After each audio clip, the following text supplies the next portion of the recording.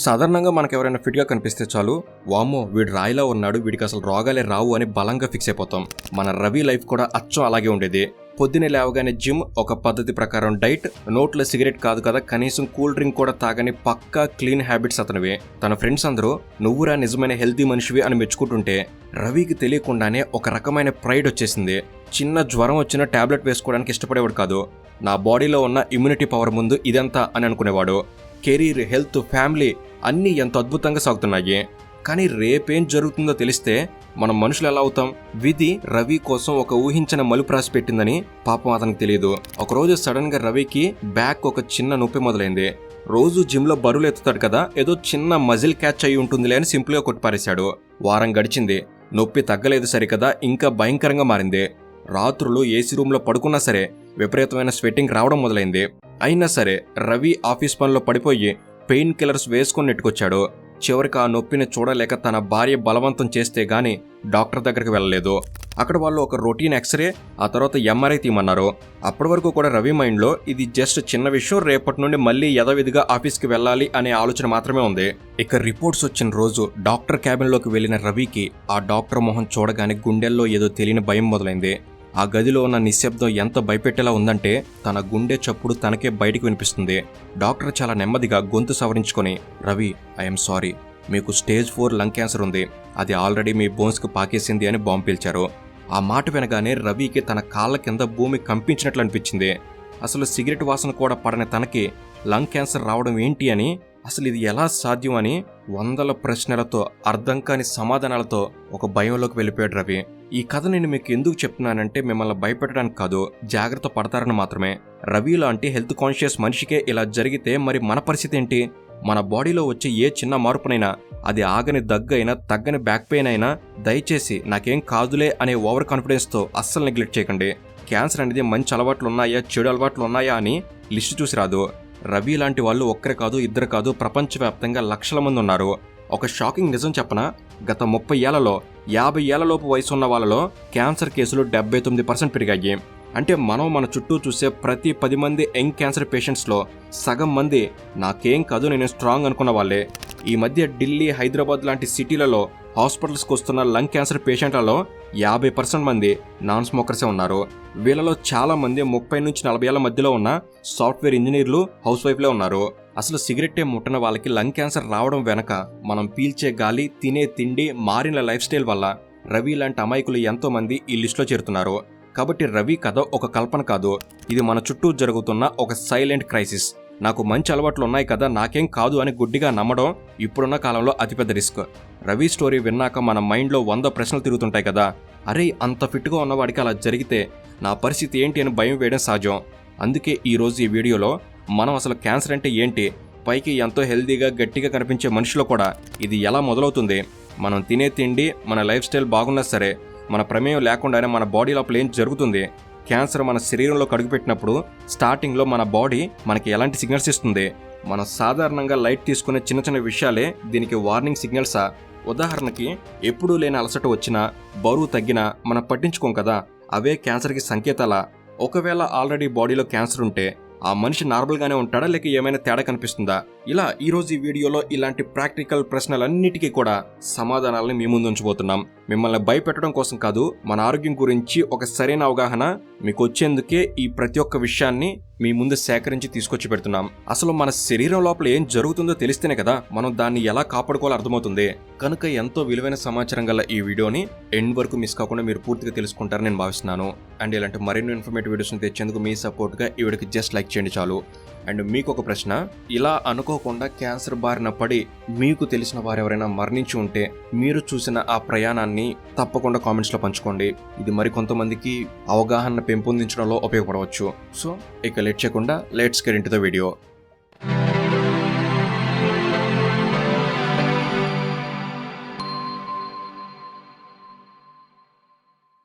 అసలు క్యాన్సర్ అంటే ఏంటి అనేది పూర్తిగా అర్థం చేసుకోవాలంటే మనం ముందు మన శరీరం దేనితో తయారైందో అక్కడి నుండి మొదలుపెట్టాలి. మన శరీరం అనేది కోట్లాది చిన్న చిన్న సెల్స్ యొక్క సముదాయం. ఇవి ఎంత చిన్నవి అంటే ఒక సూది మొన మీద కొన్ని వేల కణాలుంటాయి. ఈ ప్రతి కణం మధ్యలో న్యూక్లియస్ ఉంటుంది, అందులో డిఎన్ఏ ఉంటుంది. ఈ డిఎన్ఏ అనేది మన బాడీకి సంబంధించిన ఒక ఇన్స్ట్రక్షన్ కోడ్ అన్నమాట. మన కన్ను ఏ రంగులో ఉండాలి, మన ఎత్తు ఎంత పెరగాలి, మన గుండె ఎలా కొట్టుకోవాలి, ఇలా ప్రతి పనిని ఈ డిఎన్ఏలో ఉండే కోడ్ మాత్రమే డిసైడ్ చేస్తుంది. మనం బతుకున్నంత కాలం ఈ సెల్స్ ఒక పద్ధతి ప్రకారం పెరుగుతాయి, డివైడ్ అవుతాయి, ఆ తర్వాత చనిపోతాయి. దీన్నే బయాలజీలో సెల్ సైకిల్ అంటారు. పాత కణాలు చనిపోవడం, వాటి ప్లేస్లో కొత్త కణాలు రావడం అనేది మన బాడీలో నిరంతరం జరిగే ఒక హెల్తీ ప్రాసెస్. అయితే ఈ సెల్ డివిజన్ జరిగేటప్పుడు ప్రతి సెల్ తనలోని డిఎన్ఏని కాపీ చేసి కొత్త సెల్కి ఇస్తుంది.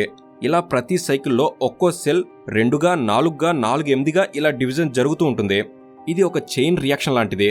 అయితే ఇలా డివైడ్ అయిన ప్రతిసారి పాత సెల్ తనలో ఉన్న డిఎన్ఏని యాజ్ ఇట్ ఈస్గా కాపీ చేసి కొత్తగా పుట్టిన సెల్కి అందిస్తుంది. ఎందుకంటే ఆ కొత్త సెల్ బాడీలో ఎలా బతకాలి, ఏం పని చేయాలి అనే ఇన్స్ట్రక్షన్స్ అన్నీ ఆ డిఎన్ఏ కాపీలోనే ఉంటాయి. అంటే పేరెంట్ సెల్ నుంచి వచ్చే ఆ జెనెటిక్ ఇన్ఫర్మేషన్ మీదే ఆ కొత్త సెల్ ఫ్యూచర్ మొత్తం ఆధారపడి ఉంటుందన్నమాట. అయితే ఒక్కోసారి ఈ డిఎన్ఏని కాపీ చేసేటప్పుడు చిన్న పొరపాటు జరగచ్చు. మనం ఏదైనా నోట్స్ని ఫాస్ట్గా కాపీ రాసేటప్పుడు స్పెల్లింగ్ మిస్టేక్స్ ఎలా చేస్తామో, లేదా ఒకే డాక్యుమెంట్స్ని పదే జిరాక్స్ తెస్తే కొన్నిసార్లు లెటర్స్ ఎలా సరిగ్గా ప్రింట్ అవ్వవో మన బాడీలో కూడా సరిగ్గా అదే జరుగుతుంది. కోట్లాది సార్లు ఈ డిఎన్ఏ కాపీ అవుతున్నప్పుడు ఎక్కడో ఒక దగ్గర ఏదో ఒక చిన్న పొరపాటు జరగడం చాలా కామన్. ఒక కోడ్ పడాల్సిన చోట ఇంకో కోడ్ పడొచ్చు, లేదా ఒక ముఖ్యమైన ఇన్స్ట్రక్షన్ మిస్ అయిపోవచ్చు. దీన్నే సైన్స్లో మ్యూటేషన్ అంటారు. ఈ మ్యూటేషన్ ఎందుకు జరుగుతుంది అంటే మనం పీల్చే పొగ వల్ల కావచ్చు, ఎండలో ఉండే యూవీ రేడియేషన్ వల్ల కావచ్చు, లేదా మన బాడీలో జరిగే కెమికల్ రియాక్షన్స్లో పొరపాట్లు జరగడం వల్ల కావచ్చు. సాధారణంగా మన డిఎన్ఏలో ఏదైనా చిన్న డ్యామేజ్ జరిగితే మన శరీరం దానంతట అదే రిపేర్ చేసుకుంటుంది. ఒకవేళ రిపేర్ చేయడం కుదరకపోతే ఆ కణం దానంతట అదే చనిపోతుంది. దీన్నే అపోప్టోసిస్ అంటారు. ఇది మన బాడీలో ఉండే ఒక అద్భుతమైన సేఫ్టీ సిస్టమ్. డ్యామేజ్ అయిన సెల్ని వెంటనే చంపేస్తే అది వేరే వాళ్ళకి ఆ డ్యామేజ్ని పాస్ చేయలేదు కదా. కానీ క్యాన్సర్ మొదలయ్యేది ఇక్కడే. ఎప్పుడైతే ఒక సెల్ డ్యామేజ్ అయ్యి కూడా చనిపోకుండా మొండిగా బ్రతికి ఉంటుందో అప్పుడే ప్రమాదం మొదలవుతుంది. ఇంకా లోతుగా వెళ్తే మన డిఎన్ఏలో 2 రకాల ముఖ్యమైన జీన్స్ ఉంటాయి. ఒకటి ప్రోటో ఆన్కోజీన్స్, రెండోది ట్యూమర్ సప్రెసర్ జీన్స్. వీటి పేర్లు వినడానికి కష్టంగా ఉన్నా వీటి పని చాలా సింపుల్. ప్రోటో ఆంకోజీన్స్ అనేవి కణాలని పెరగండి, డివైడ్ అవ్వండి అని ఆర్డర్స్ వేస్తాయి. ఇక ట్యూమర్ సప్రెసర్ జీన్స్ అనేవి ఇక చాలు ఆగండి అని ఆర్డర్స్ వేస్తాయి. అయితే ఇక్కడే క్యాన్సర్ వచ్చినప్పుడు ఏం జరుగుతుందంటే కణాలని పెరగమనే జీన్స్ ఏమో హైపర్ యాక్టివ్ అయిపోతాయి, ఆపేమని చెప్పే జీన్స్ ఏమో డ్యామేజ్ అయిపోయి పనిచేయడం మానేస్తాయి. దీనివల్ల ఆ కణం ఎప్పుడు ఆగాలో తెలియక పిచ్చిగా డివైడ్ అవుతూనే ఉంటుంది. 1 2 అవుతాయి, 2 4 4 8 ఇలా కంట్రోల్ లేకుండా పెరిగిపోయి ఒక ముద్దలా తయారవుతాయి. దీన్నే మనం ట్యూమర్ అంటాం. అయితే ట్యూమర్స్ అన్ని క్యాన్సర్ కాదు. ఇందులో 2 రకాలు ఉంటాయి. ఒకటి బెనిన్, రెండోది మ్యాలిగెంట్. బెనైన్ ట్యూమర్ అంటే అది ఒక చోట గడ్డలా పెరుగుతుంది, కానీ పక్కన ఉన్న భాగాలకి పాకదు. దాన్ని సర్జరీ చేసి తీసేస్తే ప్రాబ్లం సాల్వ్ అవుతుంది. కానీ మెలిగ్నెంట్ ట్యూమర్ అలా కాదు. ఇదే అసలైన క్యాన్సర్. ఇది పక్కన ఉన్న మంచి కణాలని ఆక్రమించేస్తుంది. ఇక్కడే మనం క్యాన్సర్కి ఉన్న పవర్ గురించి తెలుసుకోవాలి. అదే యాగ్నియోజెనిసిస్. మామూలుగా మన బాడీలో రక్తనాళాలు ఎక్కడ అవసరమో అక్కడే ఉంటాయి. కానీ ఈ క్యాన్సర్ ట్యూమర్కి విపరీతమైన ఆకలి ఉంటుంది. అది పెరగడానికి చాలా ఆక్సిజన్, న్యూట్రియంట్స్ కావాలి. అందుకే అది కొన్ని కెమికల్ సిగ్నల్స్ని పంపి పక్కనే ఉన్న రక్తనాళాలని తన వైపుకు లాక్కుంటుంది. అంటే బాడీకి అందాల్సిన శక్తిని ఈ క్యాన్సర్ ట్యూమర్ లాక్కుంటుంది. అలా తనకి కావాల్సిన స్పెషల్ బ్లడ్ సప్లైని క్రియేట్ చేసుకుంటుంది. అందుకే క్యాన్సర్ పేషెంట్లు ఎంత తిన్నా బరువు తగ్గిపోతారు. ఎందుకంటే ఆ శక్తి మొత్తం ఈ ట్యూమర్ తినేస్తుంది కాబట్టి. ఇక క్యాన్సర్లో లాస్ట్ మరియు డేంజరస్ స్టేజ్ మెటాస్టాటిస్. ఒక ట్యూమర్ ఒకే చోట ఉంటే డాక్టర్లు దాన్ని తీసేయగలరు. కానీ ఈ క్యాన్సర్ కణాలు ఆ ట్యూమర్ నుండి విడిపోయి రక్తంలోకో లేదా లింపథిక్ సిస్టమ్ అంటే మన శరీరంలో మురికిని క్లీన్ చేసే సిస్టంలోకి ప్రవేశిస్తాయి. ఇలా రక్తం ద్వారా ప్రయాణించి బాడీలో వేరే చోట అంటే లంగ్స్, లివర్ లేదా బ్రెయిన్లోకి వెళ్ళి అక్కడ సెటిల్ అవుతాయి. అక్కడ మళ్ళీ కొత్తగా పెరగడం మొదలు పెడతాయి. ఉదాహరణకి బ్రెస్ట్లో పుట్టిన క్యాన్సర్ కణం రక్తం ద్వారా ప్రయాణించి ఎముకల్లోకి చేరి అక్కడ కూడా పెరిగితే దాన్ని మనం చివరి స్టేజ్ అయిన మెటాస్టాటిక్ క్యాన్సర్ అంటాం. ఈ స్టేజ్కి వచ్చాక ట్రీట్మెంట్ ఇవ్వడం చాలా కష్టం. ఎందుకంటే క్యాన్సర్ ఇప్పుడు ఒక చోట లేదు, బాడీ అంతా పాకేసింది కాబట్టి. ఇక్కడే మన ఇమ్యూన్ సిస్టమ్ ఏం చేస్తుందనే డౌట్ మీకు రావచ్చు. నిజానికి మన ఇమ్యూన్ సిస్టమ్ ఎప్పుడూ ఇలాంటి డ్యామేజ్డ్ కణాలను వెతికి చంపుతూనే ఉంటుంది. కానీ క్యాన్సర్ కణాలు ఎంత తెలివైనవి అంటే అవి మన ఇమ్యూన్ సిస్టమ్ నుంచి కూడా తప్పించుకుంటాయి. అవి కొన్ని రకాల ప్రోటీన్స్ని అడ్డం పెట్టుకుని బాడీ సరిగ్గా పనిచేయాలంటే నేను కూడా అవసరం, నన్ను చంపొద్దు అని మన బాడీకి సిగ్నల్స్ పంపిస్తాయి. దీన్నే ఇమ్యూన్ ఎవిషన్ అంటారు. అందుకే మన సొంత శరీరం ఆ కణాలని శత్రువులుగా గుర్తించలేక వదిలేస్తుంది. సో సింపుల్గా చెప్పాలంటే క్యాన్సర్ అనేది బయట నుండి వచ్చిన శత్రువు కాదు, దారి తప్పిన మన సొంత సెల్సే మన ప్రాణాల మీదకి తెచ్చే ఒక బయోలాజికల్ బ్యాటిల్. క్యాన్సర్ అనేది ఒకే రకమైన జబ్బు కాదు, ఇది వందల రకాల వ్యాధుల సమూహం. డాక్టర్లో ఒక పేషెంట్కి క్యాన్సర్ ఉందని నిర్ధారించినప్పుడు అది ఏ రకానికి చెందింది అనేది చాలా ముఖ్యం. ఎందుకంటే క్యాన్సర్ ఏ టిష్యూ లేదా కణజాలం నుంచి మొదలైంది అనే దాన్ని బట్టి దానికి పేరు పెడతారు. దాన్ని బట్టి ట్రీట్మెంట్ కూడా మారుతుంది. సైంటిఫిక్గా క్యాన్సర్ని ప్రధానంగా కొన్ని రకాలుగా విభజించారు. అందులో మొదటిది మరియు అత్యంత కామన్గా కనిపించేది కార్సినోమాస్. మన శరీరం లోపల ఉండే అవయవాల ఉపరితలం అలాగే మన చర్మం ఎపిథీలియల్ సెల్స్ అనే కణాలతో తయారవుతుంది. ఈ ఎపిథీలియల్ కణాల్లో మొదలయ్యే క్యాన్సర్ని కార్సినోమా అంటారు. ప్రపంచవ్యాప్తంగా దాదాపు 80% నుంచి 90% క్యాన్సర్లు ఈ రకానికి చెందినవే. ఉదాహరణకి lung cancer, breast cancer, colon అంటే పేగు క్యాన్సర్ ఇవన్నీ కార్సినోమా కిందకి వస్తాయి. ఈ కార్సినోమాలో కూడా మళ్ళీ సబ్ టైప్స్ ఉంటాయి. ఇవి చాలా స్పెసిఫిక్గా ఉంటాయి. ఒకటి ఎడినోకార్సినోమా. మన బాడీలో కొన్ని కణాలు లిక్విడ్స్ లేదా మ్యూకస్ని ప్రొడ్యూస్ చేస్తాయి. వీటిని గ్లాండ్యులర్ సెల్స్ అంటారు. ఇక్కడ మొదలయ్యే క్యాన్సర్ని ఎడినోకార్సినోమా అంటారు. ఉదాహరణకి బ్రెస్ట్లో పాలు ఉత్పత్తి చేసే కణాల్లో వచ్చే క్యాన్సర్ దీని కిందకు వస్తుంది. ఇక మరొకటి స్క్వామస్ సెల్ కార్సినోమా. మన చర్మం లేదా ఎసోఫగస్ లైనింగ్లో ఉండే కణాలు చేప పులుసుల్లాగా ఫ్లాట్గా ఉంటాయి. వీటిని స్కామస్ సెల్స్ అంటారు. వీటిలో వచ్చే మార్పుల వల్ల ఈ రకమైన క్యాన్సర్ వస్తుంది. అలాగే చర్మం అడుగు పొరలో ఉండే బేసల్ సెల్స్లో వస్తే దాన్ని బేసల్ సెల్ కార్సినోమా అంటారు. ఇక రెండవ అతి ముఖ్యమైన రకం సర్కోమస్. ఇది కార్సినోమస్ కన్నా చాలా అరుదుగా వస్తుంది, కానీ కొంచెం ప్రమాదకరమైంది. మన శరీరాన్ని నిలబెట్టేవి, సపోర్ట్ చేసేవి అయిన కనెక్టివ్ టిష్యూస్లో ఇది మొదలవుతుంది. అంటే మన ఎముకలు, కండరాలు, కొవ్వు, రక్తనాళాలు లేదా కార్టిలేజ్ వంటి వాటిలో ఈ క్యాన్సర్ ఆల్టర్నేషన్స్ జరుగుతాయి. ఉదాహరణకి ఎముకల్లో వచ్చే క్యాన్సర్ని ఆస్టియోసర్కోమా అని పిలుస్తారు. ఇది బయట చర్మం లేదా ఆర్గాన్ లైనింగ్లో కాకుండా లోపల ఉండే స్ట్రక్చరల్ టిష్యూస్లో వస్తుంది కాబట్టి దీన్ని గుర్తించడం కొన్నిసార్లు కష్టంగా ఉండవచ్చు. ఇక మూడవది లుకేమియాస్. దీన్నే సాధారణ భాషలో బ్లడ్ క్యాన్సర్ అని పిలుస్తారు. ఇది మిగతా క్యాన్సర్ లాగా ఒక ట్యూమర్ రూపంలో ఉండదు. ఇది మన ఎముకల లోపల రక్తాన్ని తయారు చేసే బోన్ మ్యారోలో మొదలవుతుంది. బోన్ మ్యారో అతిగా ఇమ్మెచ్యూర్ ఉంటే ఇంకా ఫుల్గా డెవలప్ అవ్వని తెల్ల రక్త కణాలను ఉత్పత్తి చేయడం మొదలుపెడుతుంది. ఈ అబ్నార్మల్ సెల్స్ రక్తం ద్వారా బాడీ అంతా ప్రవహిస్తూ ఆరోగ్యకరమైన రక్త కణాలని పనిచేయనివ్వవు. దీనివల్ల బాడీకి ఇన్ఫెక్షన్ తట్టుకునే శక్తి తగ్గిపోతుంది. ఆక్సిజన్ సప్లై దెబ్బతింటుంది. ఇది బ్లడ్లో ఉంటుంది కాబట్టి దీన్ని సాలిడ్ ట్యూమర్ అనరు. ఇది లిక్విడ్ క్యాన్సర్. ఇక నాలుగో రకం లింఫోమస్. ఇది మన ఇమ్యూన్ సిస్టంలో భాగమైన లింపాటిక్ సిస్టంలో మొదలవుతుంది. మన బాడీలో లింఫ్ నోడ్స్ అనే చిన్న చిన్న గ్రంథులు ఉంటాయి. ఇవి రోగాలతో పోరాడడానికి హెల్ప్ చేస్తాయి. వీటిలో ఉండే లింఫోసైట్స్ టీ సెల్స్ లేదా బీ సెల్స్ అనే వైట్ బ్లడ్ సెల్స్లో అబ్నార్మల్ చేంజెస్ వచ్చినప్పుడు ఈ క్యాన్సర్ వస్తుంది. ఇందులో మళ్ళీ హాకిన్ లింఫోమా మరియు నాన్ హాకిన్ లింఫోమా అనే 2 రకాలు ఉంటాయి. ఇవి మన రక్షణ వ్యవస్థని దెబ్బతీస్తాయి కాబట్టి పేషెంట్ చాలా త్వరగా ఇన్ఫెక్షన్స్ గురవుతారు. చివరిగా సెంట్రల్ నర్వస్ సిస్టమ్ క్యాన్సర్స్. ఇవి మన బ్రెయిన్ మరియు స్పైనల్ కార్డ్లో ఉండే టిష్యూస్లో మొదలవుతాయి. ఇవి చాలా క్లిష్టమైనవి, ఎందుకంటే బ్రెయిన్ అనేది మన బాడీని కంట్రోల్ చేసే సెంటర్ కాబట్టి. సో మెయిన్గా ఉన్న 5 రకాలు ఇవే. ఇక మన నెక్స్ట్ ప్రశ్న, ఒకవేళ క్యాన్సర్ వస్తే శరీరంలో కనిపించే లక్షణాలు ఏంటి? ఈ టాపిక్ మన మొత్తం డిస్కషన్లోనే అత్యంత ముఖ్యమైనది. ఎందుకంటే క్యాన్సర్ అనేది ఒక సైలెంట్ కిల్లర్. అది మన శరీరంలోకి వచ్చిన వెంటనే గుర్తించడం చాలా కష్టం. చాలా సైలెంట్గా తన పని తను చేసుకుంటూ పోతుంది. చాలా మంది క్యాన్సర్ అంటే విపరీతమైన నొప్పి ఉంటుంది అనుకుంటారు. కానీ నిజం ఏంటంటే ఎర్లీ స్టేజెస్లో చాలా రకాల క్యాన్సర్స్కి అసలు నొప్పే ఉండదు. ఒకవేళ నొప్పి మొదలైంది అంటే అది అప్పటికే అడ్వాన్స్డ్ స్టేజ్కి వెళ్ళిందని అర్థం. అందుకే మన బాడీ ఇచ్చే చిన్న చిన్న సాధారణం అనిపించే సిగ్నల్స్ని పట్టుకోవడం చాలా ముఖ్యం. దీన్ని మెడికల్గా ఎర్లీ డిటెక్షన్ అంటారు. క్యాన్సర్ని ఎంత త్వరగా గుర్తిస్తే బ్రతికే ఛాన్స్ అంత ఎక్కువగా ఉంటుంది. ఇక్కడ మనం బాడీలో జరిగే కొన్ని స్పెసిఫిక్ మార్పుల్ని చాలా సీరియస్గా గమనించాలి. మొదటి మరియు అత్యంత common warning sign unexplained weight loss. మనం డైటింగ్ చేయకుండా, ఎక్సర్సైజ్ చేయకుండానే సడన్గా ఒక నెలలో 5 నుంచి 10 కిలోల బరువు తగ్గిపోతే అది డేంజర్ బెల్. ఎందుకంటే లోపల ఉన్న క్యాన్సర్ కణాలు విపరీతంగా పెరగడానికి మన బాడీలోని ఎనర్జీని, ప్రోటీన్స్ లాగేసుకుంటాయి. దీనితో పాటు వచ్చే మరొక లక్షణం విపరీతమైన అలసట. ఇది మనం రోజు ఆఫీసు నుండి వచ్చాక ఉండే అలసట లాంటిది కాదు. ఎంత నిద్రపోయినా, ఎంత రెస్ట్ తీసుకున్నా ఈ నీరసం తగ్గదు. క్యాన్సర్ వల్ల బ్లడ్ లాస్ జరగడం లేదా మెటబాలిజం మారిపోవడం వల్ల ఈ ఎక్స్ట్రీమ్ టైర్డ్నెస్ వస్తుంది. ముఖ్యంగా లుకేమియా లేదా కొలన్ క్యాన్సర్ ఉన్న వాళ్ళలో ఈ లక్షణం ఎక్కువ కనిపిస్తుంది. ఇక మన శరీరం మీద లేదా లోపల కనిపించే మార్పుల విషయానికి వస్తే లంప్ ఆర్ థిక్నింగ్ని అస్సలు నెగ్లెక్ట్ చేయకూడదు. బ్రెస్ట్, టెస్టికల్స్ లేదా మెడ, అండర్ ఆర్మ్ దగ్గర గట్టిగా రాయిలా తగిలే గడ్డలేమైనా ఉంటే వెంటనే అలర్ట్ అవ్వాలి. సాధారణంగా క్యాన్సర్ గడ్డలో నొప్పి లేకుండా ఉంటాయి, కానీ గట్టిగా ఉండి కదలవు. అలాగే చర్మం మీద వచ్చే మార్పులు కూడా ముఖ్యమే. పుట్టుమచ్చలు సైజు పెరగడం, రంగు మారడం లేదా వాటి అంచులు ఇర్రెగ్యులర్గా మారడం అనేది స్కిన్ క్యాన్సర్ లక్షణం కావచ్చు. అలాగే చర్మం మీద ఏదైనా పుండు 3 వారాలైనా మానకుండా అలాగే ఉంటే లేదా నోట్లో తెల్లని మచ్చలు కనిపిస్తే అది ఓరల్ క్యాన్సర్కి సంకేతం కావచ్చు. ఇక మన బాడీ నుండి వచ్చే అన్యూజువల్ బ్లీడింగ్ ఆర్ డిశ్చార్జ్ కూడా చాలా సీరియస్ సిగ్నల్. దగ్గినప్పుడు రక్తం పడడం అనేది లంగ్ క్యాన్సర్ లక్షణం కావచ్చు. మోషన్లో రక్తం పడడం అనేది లలస్ అనుకుని చాలా మంది లైట్ తీసుకుంటారు, కానీ అది కాలన్ క్యాన్సర్కి ఎర్లీ సైన్ అయ్యే ఛాన్స్ ఉంది. అలాగే యూరిన్లో బ్లడ్ రావడం అనేది బ్లాడర్ లేదా కిడ్నీ క్యాన్సర్ని సూచిస్తుంది. ఆడవాళ్ళలో పీరియడ్స్ టైంలో కాకుండా మధ్యలో బ్లీడింగ్ అవ్వడం లేదా మోనోపాజ్ వచ్చాక కూడా బ్లీడింగ్ అవ్వడం సర్వైకల్ లేదా యూట్రిన్ క్యాన్సర్కి లక్షణాలు. ఇవన్నీ బాడీలో ఏదో అబ్నార్మల్గా జరుగుతుందని చెప్పే రెడ్ ఫ్లాగ్స్. చివరగా మన డైలీ రొటీన్లో వచ్చే కొన్ని మార్పులు కూడా గమనించాలి. Change in bowel or bladder habits, అంటే సడన్గా విపరీతమైన మలబద్ధకం రావడం లేదా ఆగకుండా డయేరియా అవ్వడం, మరియు ఈ సమస్య మందులు వాడినా తగ్గకపోతే పేగుల్లో ట్యూమర్ అడ్డం పడుతుందని అనుమానించాలి.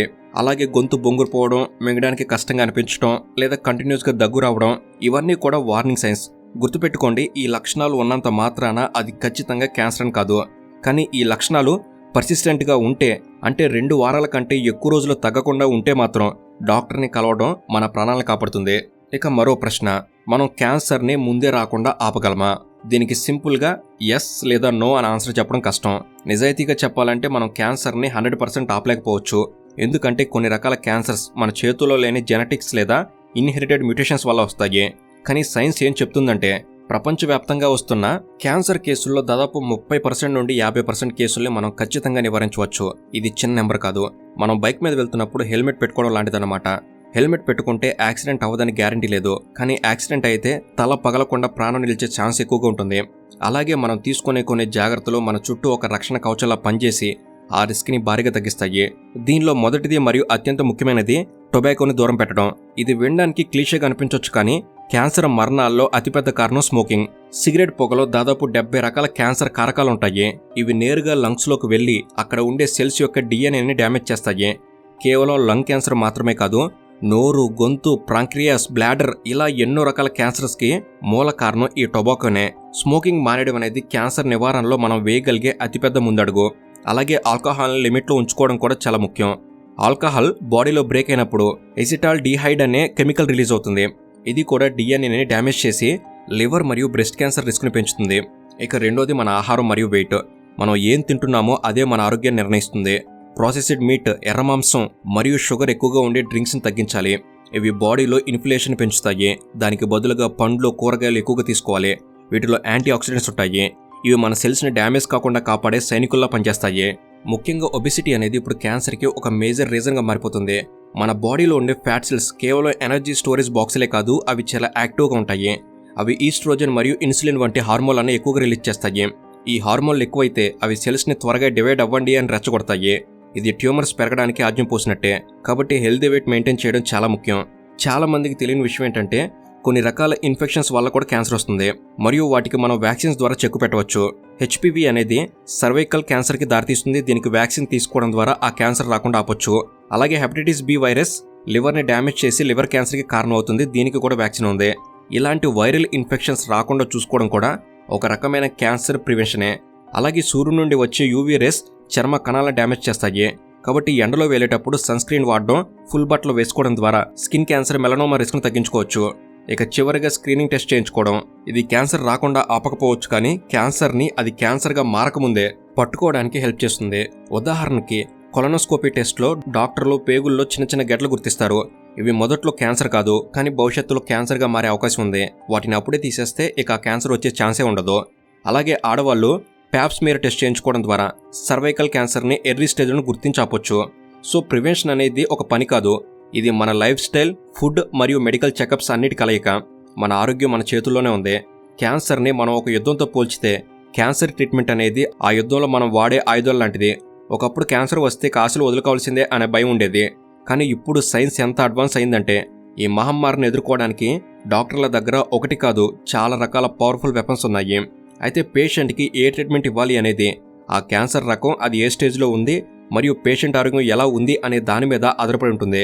దీన్ని డిసైడ్ చేయడానికి surgical oncologist, medical oncologist, radiation oncologist ఇలా ఒక టీం మొత్తం కలిసి పనిచేస్తుంది. మొట్టమొదటి మరియు అత్యంత పురాతనమైన పద్ధతి సర్జరీ. క్యాన్సర్ ఒక ట్యూమర్ రూపంలో ఉండి ఒకే చోట పరిమితమై ఉంటే డాక్టర్లు సర్జరీ చేసి ఆ గడ్డను పూర్తిగా శరీరం నుంచి వేరు చేస్తారు. ఇది వినడానికి సింపుల్గా అనిపించినా ఇది చాలా కాంప్లికేటెడ్. ఎందుకంటే ఆ ట్యూమర్ని తీసేటప్పుడు డాక్టర్లు కేవలం ఆ గడ్డిని మాత్రమే కాకుండా దాని చుట్టూ ఉండే కొంచెం హెల్దీ టిష్యూను కూడా కట్ చేస్తారు. దీన్ని క్లీన్ మార్జిన్స్ అంటారు. ఎందుకంటే కంటికి కనిపించని సూక్ష్మమైన క్యాన్సర్ కణాలు ఆ అంచుల్లో దాక్కుని ఉండొచ్చు. వాటిని వదిలేస్తే మళ్ళీ క్యాన్సర్ తిరగబట్టే ఛాన్స్ ఉంటుంది. బ్రెస్ట్ క్యాన్సర్, లంగ్ క్యాన్సర్ వంటి సాలిడ్ ట్యూమర్స్కి సర్జరీనే మెయిన్ సొల్యూషన్. ఇక రెండోది రేడియేషన్ థెరపీ. ఒకవేళ సర్జరీ చేయడం కష్టమైన ప్రదేశంలో ట్యూమర్ ఉంటే లేదా సర్జరీ తర్వాత మిగిలిపోయిన చిన్న చిన్న కణాలని చంపడానికి ఈ పద్ధతిని వాడతారు. ఇందులో హైపర్ ఎనర్జీ ఎక్స్రేస్ ఆరు ప్రోటాన్స్ నేరుగా ఆ ట్యూమర్ మీదకి ఫోకస్ చేస్తారు. ఇది ఒక స్నైపర్ అటాక్ లాంటిది. ఆ రేడియేషన్ కిరణాలు క్యాన్సర్ కణాల్లోని డిఎన్ఏని కాల్చేస్తాయి. దాంతో అవి చనిపోతాయి లేదా పెరగడం ఆగిపోతాయి. ఇది బయట నుండి మిషన్ ద్వారా ఇవ్వచ్చు లేదా రేడియో యాక్టివ్ సీడ్స్ నేరుగా బాడీలో ట్యూమర్ దగ్గర పెట్టొచ్చు. ఇక మూడవది మరియు అందరికీ ఎక్కువ తెలిసిన పద్ధతి కీమోథెరపీ. ఇది ఒక కెమికల్ వార్ఫేర్ లాంటిది. కీమో మందులు రక్తం ద్వారా బాడీ అంతా ప్రయాణించి ఎక్కడెక్కడ క్యాన్సర్ కణాలు ఉన్నాయో వెతికిమరి చంపుతాయి. ముఖ్యంగా క్యాన్సర్ సెల్స్ చాలా ఫాస్ట్గా డివైడ్ అవుతాయి కదా, ఆ ఫాస్ట్ గ్రోత్ని టార్గెట్ చేసి ఈ మందులు పనిచేస్తాయి. కానీ ఇక్కడే ఒక చిన్న సమస్య ఉంది. మన బాడీలో జుట్టు, నోట్లో ఉండే కణాలు, ఎముకల మధ్య కూడా ఫాస్ట్గానే పెరుగుతాయి. ఈ కీమో మందులకి మంచి సెల్స్కి చెడ్డ సెల్స్కి తేడా తెలియదు. అందుకే కీమో తీసుకున్నప్పుడు జుట్టు ఊడిపోవడం, నోరు పొక్కడం, విపరీతమైన నీరసం రావడం జరుగుతుంది.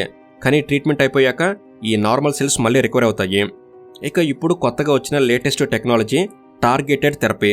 కీమోథెరపీ బాడీ మొత్తాన్ని ఎఫెక్ట్ చేస్తే ఇది మాత్రం కేవలం క్యాన్సర్ కణాల మీద ఉండే స్పెసిఫిక్ ప్రోటీన్స్ని మాత్రమే టార్గెట్ చేస్తుంది.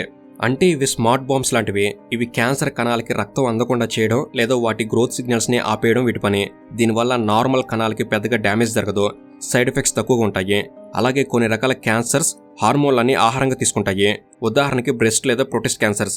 ఇలాంటి క్యాన్సర్లలో ఆ హార్మోన్లని అందకుండా చేసేదే హార్మోన్ థెరపీ. ఇది క్యాన్సర్ని ఆకలితో చంపడం లాంటిది.